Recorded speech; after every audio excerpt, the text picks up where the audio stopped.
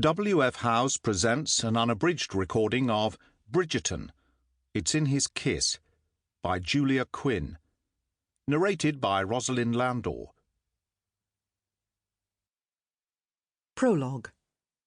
1815. 10 years before our story begins in earnest.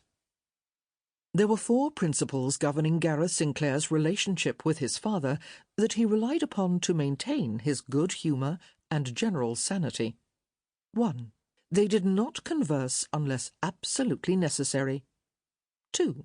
All absolutely necessary conversations were to be kept as brief as possible. 3. In the event that more than the simplest of salutations was to be spoken, it was always best to have a third party present. And finally, 4. For the purpose of achieving points 1, 2, and 3, Gareth was to conduct himself in a manner so as to garner as many invitations as possible to spend school holidays with friends.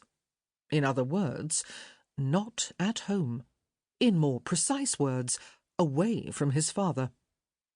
All in all, Gareth thought, when he bothered to think about it, which wasn't often now that he had his avoidance tactics down to a science, these principles served him well. And they served his father just as well, since Richard St. Clair liked his younger son about as much as his younger son liked him. Which was why, Gareth thought with a frown, he'd been so surprised to be summoned home from school, and with such force.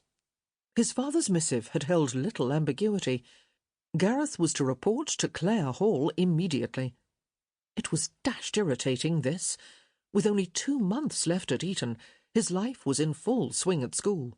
A heady mix of games and studies, and of course the occasional surreptitious foray to the local public house, always late at night, and always involving wine and women.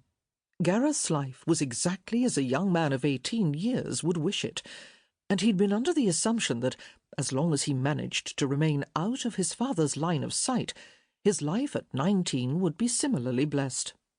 He was to attend Cambridge in the fall, along with all of his closest friends, where he had every intention of pursuing his studies and social life with equal fervour.